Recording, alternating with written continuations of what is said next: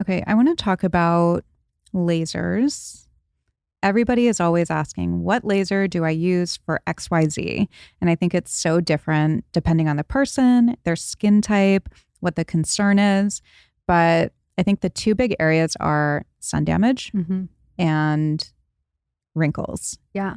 So, what are your favorites Okay. when it comes to that? So I literally last week did a full solo episode on lasers and energy-based devices. So definitely check that out because I talk about lasers literally for an hour by myself. And I try to create a guide.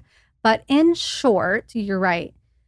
I don't expect people to know the technology or the name brands or the way lasers work because you mentioned Fraxel the other day. That's like a brand, or the other day, like an hour ago. It's been a long day. And so I don't expect people to even know Fraxel, but I like that you know that brand name because it is a type of fractionated CO2 laser that resurfaces the skin. And so I think that when people want to, really short, when people want to look for lasers, are you resurfacing the skin? So that means you can go super ablative and go like CO2 erbium.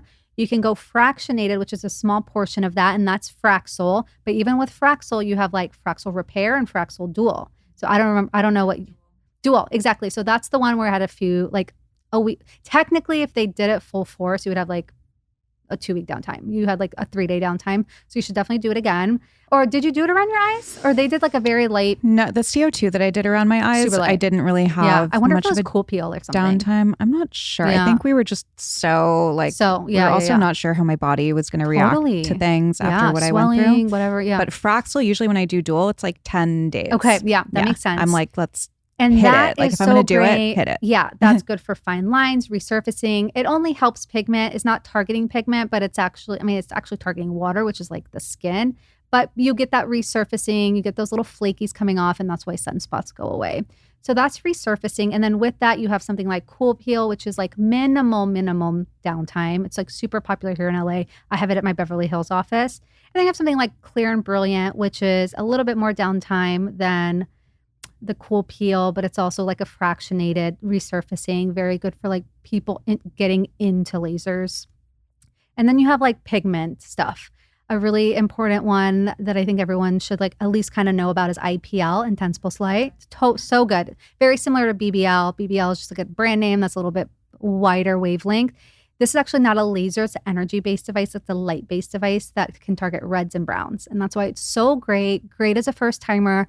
It's also called photofacial. It doesn't really like rejuvenate the skin as much, but you get flakies and you feel really good afterwards. And then with that, you can get into pigment type lasers, and you have like something called Halo that can help with a little bit of that. And then you have skin tightening devices, which I don't know if I've ever heard you talk about this, and I'm really interested to see your input on it. But you have lasers or energy-based devices that actually go in and contract the tissue and stimulate collagen, such as Morpheus, radio frequency microneedling, which I'm a huge proponent for. As with anything, it could be done wrong settings, wrong energy settings, wrong provider, anything, and it can be targeting fat where you don't want it to target fat. They can target fat, but only when you need it to, such as like the submental area. But I think in general, people are so worried about something like Morpheus when it's so great at the right settings, because fat starts at around like 2-3 millimeters. So if you're at like 0.5 millimeter, 1 millimeter, low energy settings, going in and out really quickly, that contraction of the skin is just so great. And the cascade can really tighten the skin, especially around the eye. So that's actually one thing that I think would be so good. For you though, you being worried about hollowness and things like that, we would have to go so light that I would do like the CO2 before the actual like radio frequency microneedling. But I think that done like 0.5 millimeter depth, where it's like not even focusing on the fat at all, it would be really nice to help tighten, because that's, I think at the end of the day, what it also needs around your eyes is a little bit of skin tightening, in addition to helping with those wrinkles by stimulating collagen and like helping resurface the top layer of the skin. And so another energy-based device that also tightens skin is Ultherapy. So that is ultrasound technology. And you also have to be careful with that because if you go really strong, yes, it can melt fat. I think people have had really bad experiences. I think Amy Chang talked about her experience on your show. But I think that if the settings are done correctly, almost like less is more, we need this type of technology there because you can only do so much with injectables. You can only do so much with skincare. You can only do so much with even like things like biostimulatory things like Sculptra and hyperdilute radiesse. And you can only do so much with a facelift because I've seen facelifts where people don't have lax skin, but they have terrible skin quality. And it's like saggy, there's no collagen, and they need lasers. Thank you for saying that because so many people say like on my skincare videos and everything like, oh, well, you've had all this work done. And I always say, please tell me the surgery that changes your skin. They're two completely separate things. And I see people all over LA, usually older women, but some younger women who have very obviously had work done and don't have good skin. And it's like, there's only so much that you can do. Like the skin is your canvas. And so that's like first and foremost before you're doing anything, in my opinion, my completely non-professional opinion. I am not a practitioner, but I think it's so important. And I think like maintaining the quality of your skin, like you just get so much longevity out of that. And then you can do little tweaks and things like that. And they look really beautiful and you can age gracefully without just like, some people just let the wheels fall off and then they're like, oh, I get a facelift when I'm 70.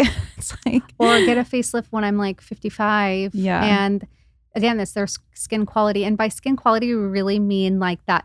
Of course, pigment, of course, but it's maintaining that collagen, which gives our skin that structure. So collagen is so, so important. Not saying that you need to ingest it, but saying that you really need to incorporate it in your skincare routine where the ingredients are actually, like I'm a huge retinoid like person. I think I saw it on your one of your episodes where you're like, retinol has a great PR team.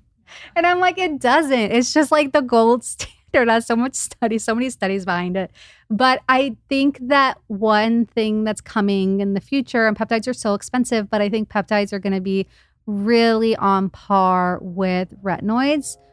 I personally like to see them, I like the products that have both of them in there. So topical peptides, not like injectable peptides. Yeah.